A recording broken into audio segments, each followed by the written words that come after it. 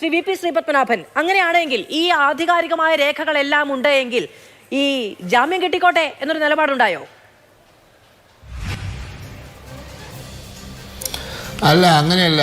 ഞാൻ ഇന്നലെ പങ്കെടുത്ത ചർച്ചയിൽ ദേവസ്വം ബോർഡിൻ്റെ മുൻ ഡെപ്യൂട്ടി കമ്മീഷണർ പങ്കെടുത്തിരുന്നു. മുൻ ഡെപ്യൂട്ടി കമ്മീഷണറാണ്. അപ്പം അദ്ദേഹം പറയുന്നത് ഇൻവെൻട്രി ഉണ്ട്. അതായത് ഈ ദ്വാരപാലക ശില്പങ്ങളും കട്ടിലപ്പാളികളും സ്വർണം പൂശിയതിന് ഇൻവെൻട്രി ഉണ്ട്. പറയുന്നത് ആരാണ്? ഞാൻ അദ്ദേഹത്തിൻ്റെ പേരിപ്പോൾ ഇവിടെ പറയുന്നില്ല. അദ്ദേഹം പറയുന്നത് അതിന് ഇൻവെൻട്രി ഉണ്ട്, അവിടെ റെക്കോർഡുണ്ട്, അവിടെ രജിസ്റ്ററിൽ അത് എൻട്രി ചെയ്തിട്ടുണ്ട്, അത് ഇവർ തമ്മിലുള്ള കരാറിൽ അത് പറഞ്ഞിട്ടുണ്ട്, അത് പ്രകാരം ഇത് ചെയ്തു എന്നുള്ള റിപ്പോർട്ട് തയ്യാറാക്കി, ഇൻവെൻട്രി തയ്യാറാക്കി, എവിടെയൊക്കെയാണ് സ്വർണം പൂശിയെന്നുള്ള ഇൻവെൻട്രി തയ്യാറാക്കി അവിടെ രജിസ്റ്ററിൽ എൻട്രി ചെയ്തിട്ടുണ്ട്. അതായത് ശബരിമല ത്തിൻ്റെ എക്സിക്യൂട്ടീവ് ഓഫീസിലും ശബരിമല ഭരിക്കുന്ന ട്രാവൻകൂർ ദേവസ്വം ബോർഡിൻ്റെ ഓഫീസിലുമുള്ള രജിസ്റ്ററിൽ എൻട്രി വന്നിട്ടുണ്ട് എന്ന് അദ്ദേഹം കൃത്യമായി പറയുന്നു. എന്നിട്ട് അദ്ദേഹം ഒരു കാര്യം പറയുന്നു, ഇനി ആ രേഖ അവിടുന്ന് ആരെങ്കിലും എടുത്തു മാറ്റിയോ എന്ന് എനിക്ക് പറയാൻ പറ്റില്ല. കാരണം ഈ അത്രയും തൻ്റെ ഇടത്തോടെ കോടതി മുമ്പാകെ പോയിട്ട് അവിടെ സ്വർണ്ണം പൂശിയിട്ടില്ല എന്ന് പറയണമെങ്കിൽ ആ രേഖ അവിടുന്ന് എടുത്തു മാറ്റിയിട്ടുണ്ടാവുമോ എന്ന് സംശയം പ്രകടിപ്പിക്കുന്നുണ്ട്. ഏതായാലും ഇതിന് രേഖയുണ്ട്, അങ്ങനെയൊന്നും എടുത്തു മാറ്റാനൊന്നും പറ്റില്ല. കാരണം ഒരു രേഖയൊന്നല്ല, അത് രജിസ്റ്ററിൽ എൻട്രി ഉണ്ട്, കരാറുണ്ട്, ഇൻവെൻട്രി ഉണ്ട്, എല്ലാം ഉണ്ട്.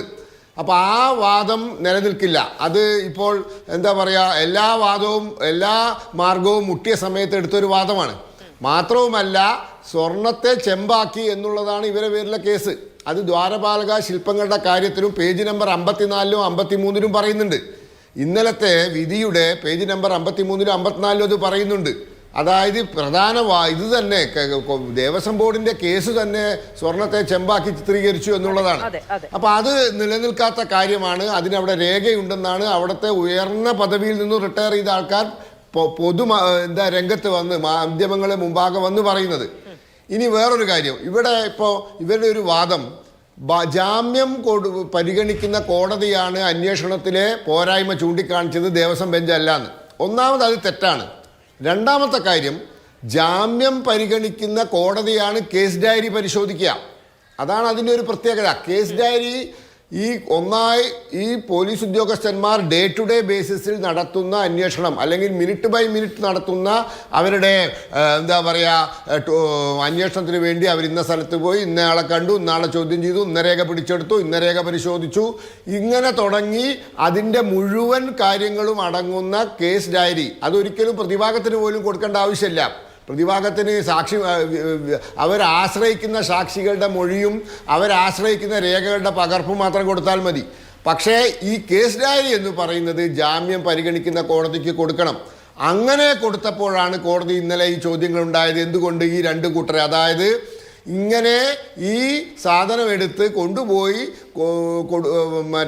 വീണ്ടും സ്വർണം പൂശാൻ ഉള്ള പെർമിഷൻ കൊടുക്കുന്ന രേഖയിൽ ഒപ്പിട്ട രണ്ടാൾക്കാർ, അതായത് പ്രസിഡന്റും 2 അംഗങ്ങളും, അതിൽ പ്രസിഡന്റ് പ്രതിയാണ്, ഒരു ജയശ്രീ എന്ന ഉദ്യോഗസ്ഥ പ്രതിയാണ്.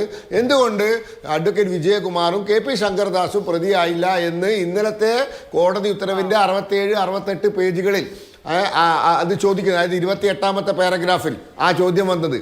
അപ്പോൾ ഇതൊക്കെ കോടതി പരിഗണിച്ചിട്ടുണ്ട്.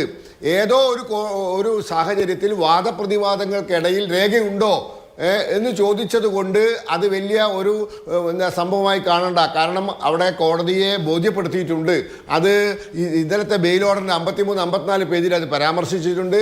അതോടൊപ്പം ഈ പറഞ്ഞ എന്തുകൊണ്ട് ഇവരെ പ്രതിയാക്കിയില്ല എന്നുള്ളത് 67-68 പേജിലും പരാമർശിച്ചിട്ടുണ്ട്. അപ്പോൾ ഇത് ഫുൾ പ്രൂഫാണ്. അവിടെ രേഖയുണ്ട്. ആ രേഖ ദേവസ്വം ബോർഡിൻ്റെ കസ്റ്റഡിയിൽ ഉണ്ടാവണം. ശബരിമല എക്സിക്യൂട്ടീവ് ഓഫീസറിന്റെ കസ്റ്റഡിയിൽ ഉണ്ടാവണം. അതിന് രജിസ്റ്റർ ഉണ്ട്, അതിന് ഇൻവെന്ററി ഉണ്ട്, കരാറുണ്ട്, എല്ലാ അടിസ്ഥാനപരമായ പ്രശ്നം നിലനിൽക്കുന്നത്. മറ്റൊരു കാര്യം കൂടി ഞാൻ ശ്രദ്ധയിലേക്ക് കൊണ്ടുവരികയാണ്. ഈ അന്വേഷണം നടക്കുന്ന സമയത്ത് തന്നെ ജില്ലാ ജഡ്ജിയെ ഈ പറയുന്ന വാല്യബിൾ ആയിട്ടുള്ള സാധനങ്ങളുടെ കണക്ക് നോക്കാൻ ഏൽപ്പിച്ചിരുന്നു.